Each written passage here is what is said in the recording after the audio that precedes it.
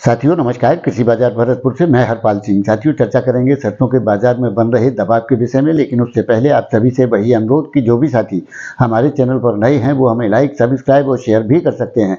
साथियों वैसे तो केंद्रीय मंत्रिमंडल की बैठक जारी है, जिसके चलते सरसों, सोयाबीन आदि फसलों पर किसानों के हित में कुछ निर्णय होने की संभावना बनती हुई नजर आती है, लेकिन उसका निर्णय शाम तक आएगा। लेकिन उससे पहले सरसों के बाजार में दबाव की स्थिति महसूस की जा रही है, जिसके चलते सरसों में 25 रुपये से लेकर के 50 रुपये तक की नरमी का दौर देखने को मिल रहा है। भरतपुर मंडी जो कल 6171 रुपये के भाव थे, घट करके 6117 रुपये के बोले जा रहे हैं। उसी प्रकार से जयपुर मंडी के भाव 25 रुपये की नरमी के साथ 6525 रुपये के बोले गए हैं। उसका असर सरसों, कच्ची घानी तेल और खल के ऊपर भी देखा जा रहा है, जिसके चलते सरसों, कच्ची घानी तेल के भाव 1323 रुपये यानी कि 10 रुपये की गिरावट दर्ज की गई है। उसी प्रकार से 15 रुपये की गिरावट के साथ सरसों खल 2305 रुपये जयपुर के भाव बोले गए।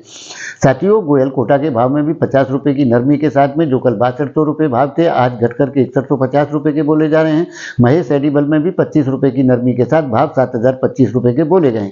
बीपी और शारदा के आगरा के जो भाव हैं उनमें 6600 रुपये क्रम से दोनों के भाव बोले जा रहे हैं, यानी कि 25 रुपये से लेकर के 50 रुपये तक की नरमी सरसों के बाजार में आज भी देखने को मिल रही है। और एक नूतन समाचार भी व्हाट्सएप यूनिवर्सिटी के द्वारा प्राप्त हुआ है कि 30% मॉइस्चर की नई सरसों की आवकें हुई हैं, जो 5100 रुपये के भाव में बिकी है। साथियों इस प्रकार की छोटी मोटी चीज़ें आती जाती रहेंगी, लेकिन फिलहाल की दौर में सरसों की जो आवकों का दौर है वो मार्च से पहले आने की संभावना बिल्कुल भी नहीं है।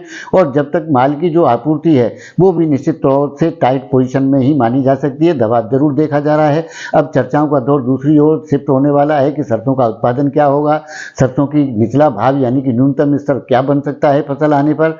इस प्रकार की चर्चाओं के दौर बाजार में तेजी से गर्म होते जा रहे हैं और आने वाले दौर में इसके भी निर्णय होंगे कि सरसों का निचला स्तर क्या हो सकता है और सरसों का कुल उत्पादन पूरे वर्ष भर के लिए क्या माना जाता है। साथियों अभी तो इस पर गहन चिंतन की आवश्यकता है और आने वाले दौर में इन आंकड़ों में भी काफ़ी फर्क आने की संभावनाएं रहेगी, क्योंकि मानसूनी मौसम के आधार पर आने वाले दौर की फसलों की स्थितियां तय होंगी। जो फिलहाल के दौर में बिल्कुल जो मानसून यानी मौसम का जो मिजाज है वो रबी फसलों के अनुकूल तो बिल्कुल भी नहीं कहा जा सकता। अब इसका कितना फर्क और क्या होगा ये तो आने वाले दौर के अंदर ही तय होगा। लेकिन साथियों जिस प्रकार से पाम का आयात गिर रहा है, सन और सोया ऑयल के आयातों की वृद्धि देखी जा रही है, जिसमें सन और सोया ऑयल में भी आज 5 से 15 रुपये तक के सुधारों की स्थितियां देखी गई हैं, जबकि सरसों के अंदर दबाव की स्थिति देखी जा रही है।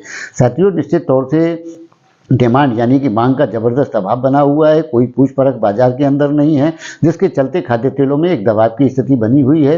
और विभिन्न प्रकार के अभी विदेशी जो निर्णय इंडोनेशिया, मलेशिया द्वारा लिए जाने हैं, यानी कि दक्षिण में जो अमेरिकी फसल है सोयाबीन की, उसके भी रिप्रेजेंटेशन आने हैं कि किस प्रकार की स्थितियाँ हैं। लेकिन फिलहाल के दौर के अंदर अब जो पूरी नज़र रहेगी वो सरसों के ऊपर रहेगी, क्योंकि देश के अंदर सरसों का जो उत्पादन है वो घरेलू खाद्य तेल की आपूर्ति में बड़ा एक योगदान देता है, जिसके चलते बाजार को प्रभावित होते हुए देखा जा सकता है। क्योंकि अगर फसल में नुकसान या गिरावट की स्थितियां आती है तो बाजारों में सुधार की स्थितियां बनेंगी, और यदि किसी बम्पर स्थिति की उम्मीद की जाती है तो उसके असर भी बाजारों में देखने को मिल सकते हैं। लेकिन साथियों कोई बड़ी गिरावट की संभावनाएं बिल्कुल भी नहीं है। हाँ इतना जरूर तय है कि यदि सरकार कोई निर्णय लेती है तो उसके निश्चित रूप से सकारात्मक परोक्ष रूप से बाजारों पर फर्क देखने को मिलेंगे और उसका असर निश्चित तौर से सुधारात्मक रूप में बाजार में देखा जाएगा। वैसे तो सरकार के क्या निर्णय आएंगे उसी के आधार पर आगे की रणनीति तय होगी, और असर भी क्या होंगे उसका निर्णय बाजार के अंदर जब आ जाएगा। सरकार ने किस प्रकार की स्थितियां तय की हैं, जैसा कि फिलहाल गेहूं के दौर में अभी रिस्ट्रिक्शन बढ़ा करके तेजी को रोकने की सरकार प्रयास कर रही है, और भी क्षेत्रों में सरकार ने चने आदि दलहनी फसलों में भी प्रयास किए, लेकिन वो प्रयास कितने सार्थक साबित हुए ये हम भली भांति सब लोग धरातल पर जानते हैं कि उसके असर कितने सहायक रहे और बाजार ने किस रूप से अपनी स्थितियों को तय यानी कि दर्ज किया। लेकिन साथियों जिस प्रकार से नरमी का रुख अभी खाद्य तेल बाजार में देखने को मिल रहा है, किसी बड़ी गिरावट की उम्मीद तो नहीं है, लेकिन किसी बड़ी तेजी की भी उम्मीद फिलहाल के दौर में बनती हुई नजर नहीं आती है। अब ऐसा लगता है कि आगे आने वाला दौर सरकार की नीति, मौसम, मानसून और विदेश नीति पर ही आधारित होगा। जैसा कि हम पहले से कहते रहे हैं, किसी बड़ी गिरावट की उम्मीद नहीं है, लेकिन किसी बड़े सुधार की भी फिलहाल के दौर में उम्मीद नहीं की जा सकती। तो साथियों बाजार इसी दायरे में घूमता हुआ नजर आता है। बाकी आपकी क्या राय है इस विषय में, आप अपनी राय कमेंट माध्यम से दे सकते हैं। तब तक के लिए धन्यवाद।